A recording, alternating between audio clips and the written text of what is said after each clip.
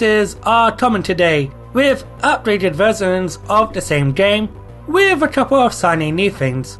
But these are the same games that may or may not have changed much. These are often titled as the Definitive Edition or Deluxe Edition. I still think this is good, as it's still preserving the original titles for new people. Then you get remakes. With films, remakes are easily identified, being retelling of older stories with changes from the writers, directors, and others involved, putting their own spin on things. In the video game medium though, it's more complicated, with numerous people having their own terms on what is and isn't a remake.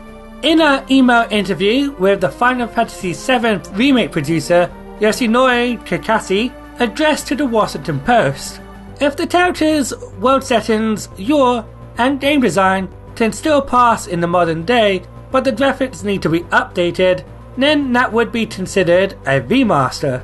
But then adds to a statement that Square Enix doesn't abide by clear definition for either remake or remaster. The labeling in practice is fluid. After all, the term remake, if broken down to its component parts, implies some kind of fidelity to the original. The producer of the Resident Evil 3 remake, Peter Fabino, said, "We like to think of the recent Resident Evil 2 and Resident Evil 3 releases as reimaginings of the originals. Terms like remakes and remasters are not always specifically defined. While we react to the original games for inspiration and story content, and especially with Resident Evil 3, the games are not a one-to-one remaster."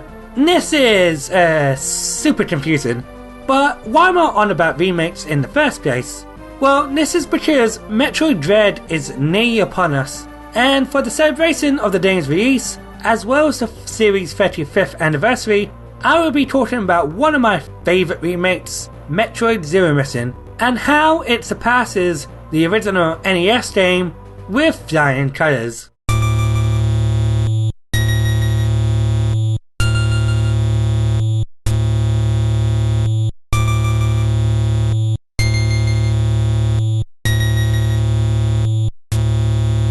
The first Metroid was released on the Nintendo Entertainment System around 1986 in Japan and everywhere else a bit later. It was certainly impressive at the time, which inspired and formed the genre known as Metroidvania, a combination of Metroid and Castlevania. You don't have any other genre named after a series, do you? You don't call platformers Mario Mans or RPGs Dragon Fantasies. It does have some generally good qualities despite the NES's limitations, like the music composed by Hit Kanaka, using the bleeps and bloops to create a dark and melancholy atmosphere when traversing through the caverns of Planet Zebus. My favourite pieces are the title theme, Crazy Air, and Norfair. The pure black background also helps create the same mood, and the game does encourage the player to explore on their own. No, it led to the groundwork of what eventually became the Metroidvania genre. It's hard to actually sit down and play the game from beginning to end, especially with a lack of a map. I'm guessing the designers wanted to let the players feel lost and free to explore the game's world, given a sense of horror, like one of its main inspirations, Ridley Scott's Alien. No, it made just to sell copies of Nintendo-powered guidebooks back in the day. Combined with having no map, a lot of the rooms are practically identical to each other, making you feel lost sometimes, especially in areas like Crazy Air, where I wasn't sure if I was going in the right direction. Some of the walls and floors look identical, so first time players would just have to guess where to bomb, and unlike its successors, where this is normally for expansions, it's a necessity to progress further into the game. Nowadays you can easily access an online map, which I highly recommend if you want to play the NES version, and reduces this issue, but to get an outside source just to know how to get through the game is just bad. The game is punishing at the start, as you only start with 30 health, despite Samus's maximum health at the beginning is 99, and every time you die, you respawn with 30, no matter if you have additional energy tanks, which means you have to grind to get to full health, and with how stingy pickups are, you will probably be there for a while. It has other issues like the beam upgrades that don't stack with one another, as well as requiring 5 missiles to unlock the red doors. I usually prefer games with amazing ideas and stories that are dated and flawed see remade into something great, keeping the same vision with better technology, and thankfully Metroid did with Zero Mission. Metroid Zero Mission retells the story of the original game. Samus Aran is ordered by the Galactic Federation to wipe out the Metroids on planet Zebus, as well as Mother Brain. No, we get to see more of Samus's backstory. It is only shown in a couple of short cutscenes, but it addresses that she grew up on Zebus and is mentioned she was raised by the Tozos, making it feel more of a personal journey. This was told through the Japanese manga in the early 2000s, but this wasn't mentioned in the West until this game came out. I would love to see a physical paperback translated version of the manga.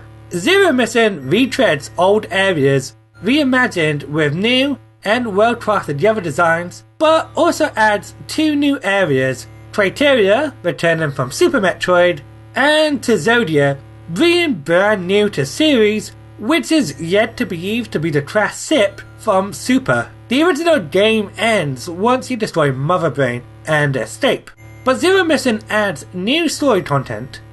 Just after her battle with Mother Brain, she is ambushed by space pirates and crashes down into Tizodia with her power suit removed, making her defenseless. It switches gameplay from exploration to a stealth mission, giving you a feeling of a pseudo horror game, being powerless, trying to avoid the monsters around you, but once you get your suit back, along with some new bells and whistles, it becomes a power trip, rewarding the player surviving the alien world. Like any remake, the visuals have been drastically changed for the better. The art style is more akin to American comics, with the heavy black outlines and dark shadings, and man, I love it. It reminded me a lot of Mike Mignola's work, the creator of Hellboy, and for a sci-fi game exploring the unknown, it works great here. Replacing the blank black background, we see more details in the background, giving each area its own distinct look, making it easier to navigate, as well as making Zebus feel more alive, with the various aliens living on the planet. The original game didn't have anything to learn from, but by the time Zero Mission was out, we had 3 more 2D Metroid games that were used as a blueprint, as well as using the same engine for Metroid Fusion, assuming the developers had some clear idea of what they wanted to make. Even some of the power-ups from Super and Fusion were added, like the Charge Beam, Speed Booster, and Super Missiles. There were a lot of quality of life improvements, like adding a map, the red doors now only use 1 missile instead of 5 to open, ammunition pops up more often, and you don't start with only 30 health every time you die. Thank goodness. Zero's level design is the best of both worlds, giving the player a choice between Fusion's linearity and Super's non-linearity. For beginners, there are guides in the shape of the Tozo statues that will show you an idea where you should be heading just in case you get lost. But if you want, you can always ignore them and go on your own path, encouraging the player to freely explore what the planet has to offer. In my early playthroughs of the game, I used to stick to the following path, letting the Tozos guide me, but over time I began to create my own route and was rewarded for it.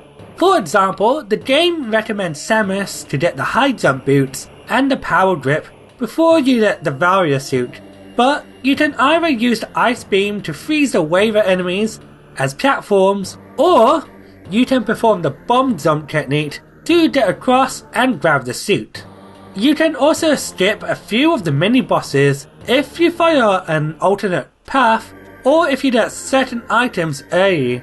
While in the NES game, Samus felt a bit stiff and floaty, C controls like a dream here, feeling fast like a superhuman athlete, and the abilities he can use, like the wall jumps and bomb jumps, make her fun to control.